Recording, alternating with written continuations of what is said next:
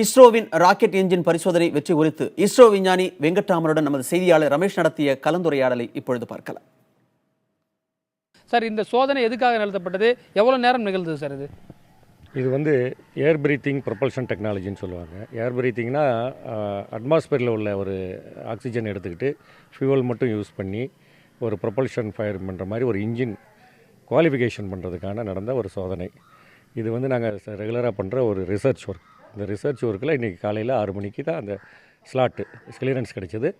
அதில் வந்து இந்த scramjet, supersonic combustion ram ஜெட்டுன்னு சொல்லுவாங்க. சூப்பர் சானிக்னா இந்த ராக்கெட் வந்து ஒரு ஒரு ஒளியை விட 5 மடங்கு 4 மடங்கு 5 மடங்கு வேகமாக போகும்போது அந்த வாயுமண்டலத்தில் உள்ள காற்றை எடுத்துக்கிட்டு அதை வந்து நம்ம உடைய கம்பஷன் சேம்பரில் அதை கண்ட்ரோல் பண்ணி அதை எரிய வச்சு அந்த இன்ஜின் மூலமாக த்ரஸ்ட் கொடுக்குறது. இது வந்து என்னென்னா ஒரு புது டெக்னாலஜி.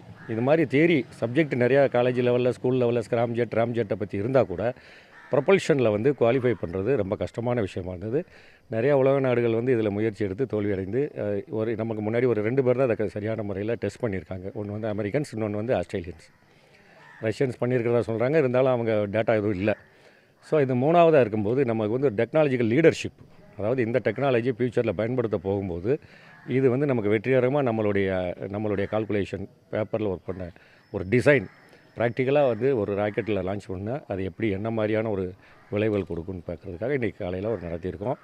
இன்றைக்கி நடந்தது வந்து ஒரு சவுண்டிங் ராக்கெட்னு சொல்லுவோம், RH-560 சவுண்டிங் ராக்கெட்டில். இந்த வினாடிகள் நடந்தது சார் இந்த சோதனை வந்து இன்ஜின் ஃபயர் ஆனது 5 செகண்ட் தான். ஏன்னா அதுக்குள்ளே ஆக்சிஜன், ஹைட்ரஜன் கேஸ் தான் நம்ம எடுத்துகிட்டு போயிருக்கோம், ஃபியூவல் இல்லை.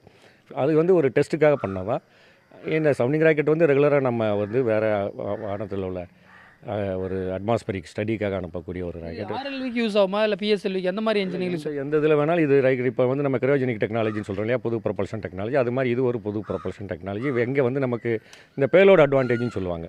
குறைந்த செலவில் பெரிய சேட்டலைட் எடுத்துகிட்டு போகணும், ஹையஸ்ட் சேட்டலைட் ஸ்பேஸ் ரீச் பண்ணணும்னா இதில் நிறையா நாடுகள் போட்டி போட்டு இப்போ வந்து இதில் ரிசர்ச் பண்ணிகிட்ருக்காங்க.